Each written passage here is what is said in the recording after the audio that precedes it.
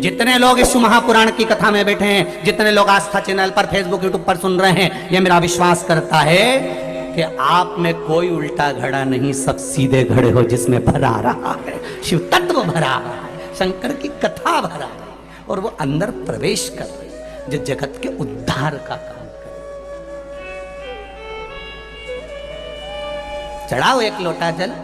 कभी कभी अगर ऐसा लगे जीवन में कि दुख बहुत ज्यादा आ गया है, बहुत तकलीफ आ गई है, तो लाल चंदन को घिसकर उस लाल चंदन का लेपन भगवान शंकर पर कर कर फिर पानी चढ़ाओ। अगर कोई संकट भारी है और निकट है, जैसे किसी नारी का गर्भ नहीं ठहर रहा, 15 साल हो गए, 20 साल हो गए, 25 साल, जैसे इसने लिखा एक माता ने कि 18 साल की बेटी हो गई थी पर संतान में पुत्र नहीं, तो उसने भाव से कथा सुनी। ऐसे आपके भीतर अगर 20 साल हो गए, 25 साल हो गए, 30 साल हो गए, संतान का सुख ही नहीं है, लाल चंदन का लेपन बाबा भोलेनाथ पर करना प्रारंभ करो। पीठिका पर लाल चंदन का लेपन करना प्रारंभ करो। लाल चंदन से बाबा का श्रृंगार करना प्रारंभ करो। एक बेलपत्री पर लाल चंदन, दोनों पत्ती नीचे वाली, जो नीचे की जो 2 पत्ती होती है, इस पे लाल चंदन, और बीच वाली पत्ती पर पीला चंदन लगाकर बाबा के शिवलिंग को समर्पित करिए, बाबा से प्रार्थना करिए, रोज प्रार्थना करो। परंतु एक बात का स्मरण रहे, 25 साल हो गए, 20 साल हो गए, 30 साल हो गए, संतान नहीं, तो पहले जल से अभिषेक कराना, अभिषेक कराकर उस जल का आचमन करने के बाद हाथ को खासा करना, धोना, उसके बाद में फिर वापिस बाबा का स्नान कराओ, फिर चंदन का लेपन कराओ, फिर एक लोटा जल चढ़ाकर बाबा का स्नान कराओ। बाबा का बड़ा सुंदर भाव से लाल चंदन से जो अभिषेक करता है, बाबा को लेपन कर कर फिर जल चढ़ समर्पित करता है, निश्चित है उसकी गोदी मेरा देव अधिदेव महादेव जरूर भरता है, ये निश्चित है।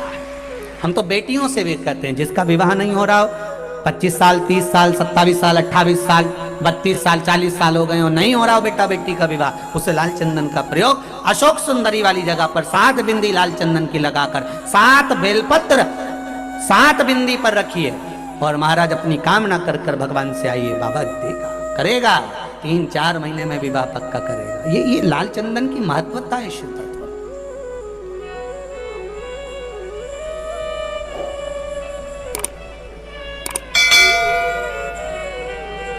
रोग बढ़ गया, बेलपत्री के वृक्ष के नीचे दीप लगाना प्रारंभ करो, बाबा से विनती कर कर घी का दिया लगाइए बेलपत्र वृक्ष के नीचे, बाबा से निवेदन करिए। शिव महापुराण की कथा में रुद्र संहिता के अंतर्गत महाराज अगर आप पढ़ेंगे तो उसमें व्याख्यान वर्णन मिलेगा कि मनुष्य के जीवन में प्रतिदिन असत्य बोलने में आता है, उसके मुख से कई बार असत्य का संबोधन निकल जाता है, झूठ निकल जाता है, असत्य निकल जाता है।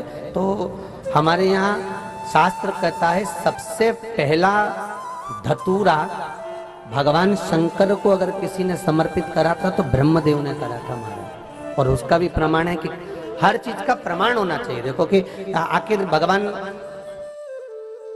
के मंदिर के पीछे क्यों नहीं प्रणाम करते, तो उसका भी प्रमाण होना चाहिए। कि कोई आपसे पूछे तो आप बता तो सकते हो, केवल कथा के माध्यम से नहीं, आप उसको बता सकते हो कि ये कारण है। आप चंदन चढ़ा रहे हो तो उसका कारण बताना पड़ेगा कि ये चंदन क्यों चढ़ाया, चावल चढ़ाया तो उसका कारण बताओ कि अग्नि पुराण में लिखा है कि अक्षत की महत्वता क्या है।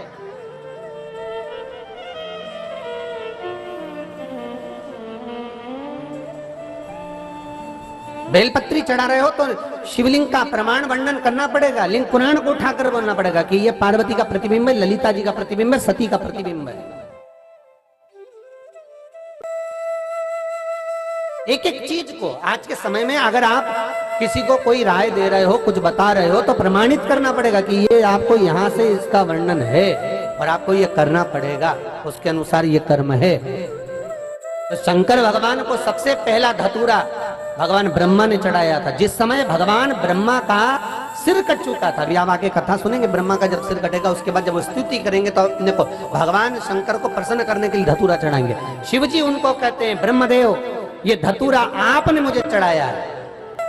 और क्यों चढ़ाया? क्योंकि आपने असत्य बोला था, उस असत्य को नष्ट करने के लिए आपने मुझे धतूरा समर्पित करा। इसलिए हिंदू धर्म में नियम है महीने भर में, 2 महीने में, 4 महीने में, 6 महीने में, साल भर में, 2 साल में, 1 साल में कम से कम 1 धतूरा शंकर भगवान को समर्पित करना चाहिए।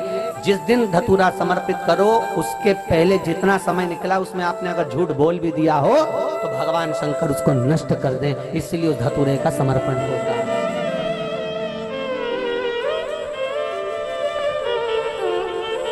एक हमारे हिंदू धर्म में सबसे बड़ी बात है कि प्रायश्चित बहुत क्रम है हमारा। प्रायश्चितता का भाव बताया कि आप ऐसा करोगे उसके साथ ऐसा हो जाएगा, तो उसका प्रायश्चित ये है, आप कर सकते हो उसका प्रायश्चितता का भाव आप अमल कर सकते हैं, आप स्मरण कर सकते हैं।